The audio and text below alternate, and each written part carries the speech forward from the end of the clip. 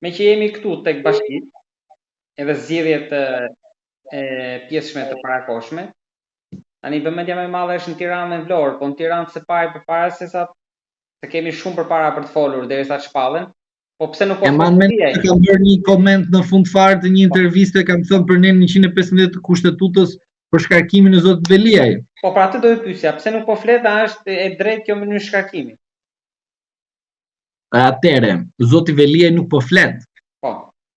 Zoti Veliaj ka marrë mesazhin kur i ftuan vllajën tek Spaku. O do të japësh dorëheqjen, o të marrim vllajën. Nuk e dha dorëheqjen dhe prandaj vllajën e pat përpara Spakun. Çfarë është Spaku? Një institucion partjak është. Shani, komentoni nga mes deri në darkë. Unë e them me blindin plot, pse? Nuk e ofendoj Spakun, po atë ka treguar.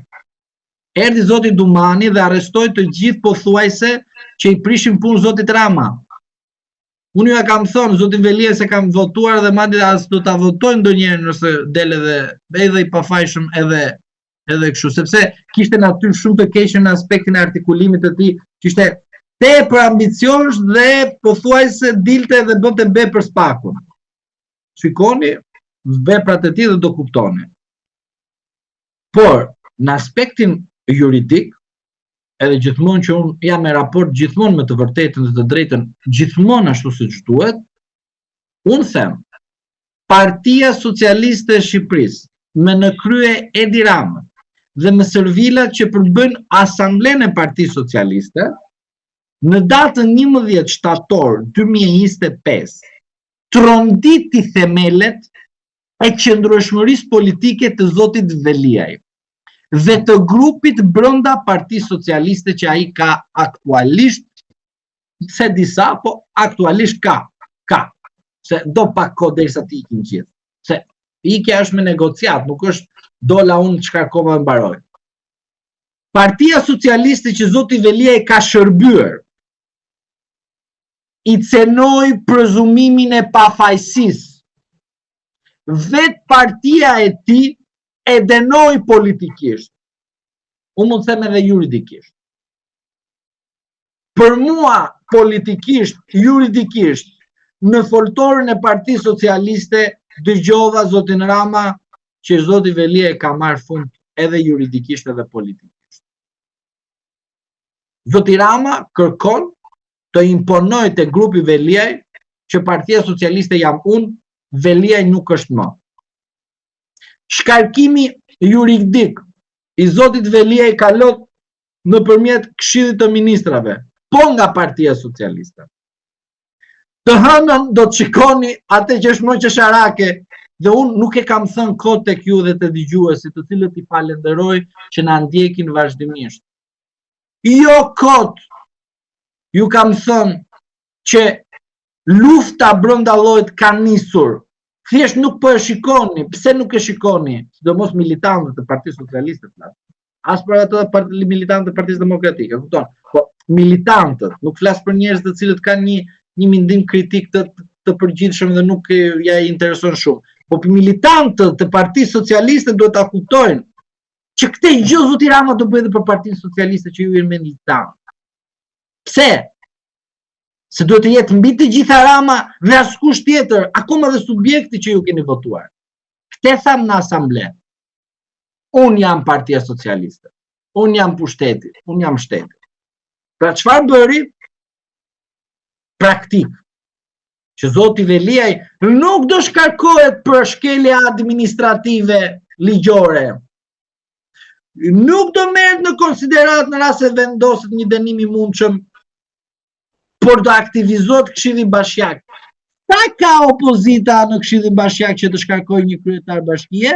Është i qartë që do ta shkarkojë vetë. Sa ka Partia Socialiste e Shqipërisë e vetme 34 antar. Kush është ai që shkarkon zotin Veliaj? Partia Socialiste. Se ka 34 antar. Ka shanse që mos i binden këtij urdhrit Ramës këshilltarët? Shiko, a ka dikush personalitet? Du ta kishte treguar. Zoti Veliaj u fut në burg dhe duhet të kishin dalë avokat publik. Avokat. E di pse më dëgjoj që do të them diçka. Votimi është i fshehtë apo i hapur? Mos gaboj, duhet të jetë i fshehtë, për shkak se ka të bëjë me një konsensus politik, duhet të parë rregullorja e Këshillit. Këshilli Bashkiak ka rregullore dhe ata e kanë në përputhje. Po nuk jetë në qedim aty, nëse bëhet i fshehtë. Nuk e di, do ketë, mu mendoj se mund ta bëjnë edhe të hapur, po për shkak se kemi të bëjmë me mocion mos besimi, do jetë i fshehtë. Dhe duhet të jetë i fshehtë. Duhet të jetë i fshehtë. Atë rrezikon që edhe mos të shkarkojë ndoshta. Pse ju mendoni se ekziston persona të cilët do të kenë personalitet dhe të thonë jo Edi Ramës? Jo, po vota është e fshehtë. Po ju me edhe një herë, lere votën. Ju mendoni se delet e Partisë Socialiste që janë në Këshillin Bashkiak do të bëjnë diçka ndryshe? Zë nderuar. Mund i përgjigjsojnë gjithë. Erion dhe Liaj, ata të cilët i ka vendosur në Këshillin Bashkiak i ka të gjithë të vetët. Po pra nga që i ka të gjithë vetët. Po prita mbaroj.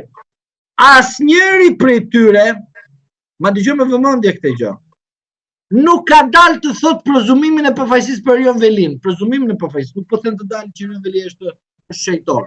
Po s'ka, asnjëri nuk ka dalur. Nuk kanë si vota është e fshehtë aty. Më dëgjoj, unë të kam dalur dhe të kam thënë, prezumimi i pafajësisë për Erion Velin është i panegociueshëm për Gylsen Zhlimën. E kam thënë publikisht. Po këtë keni thënë jo vetëm për atë, po për çdo person që edhe taksë paguajmë që na e taposin, por edhe mlef mund të kem si qytetar se e di që ka bërë gabime, po nuk e marr kurrë në konsideratat e pjesën politike duke goditur juridikisht e duke nxjerr mlefin tim. Mlefet nxirren, po ndryshe nuk ka nevojë të nxjerrësh ashtu.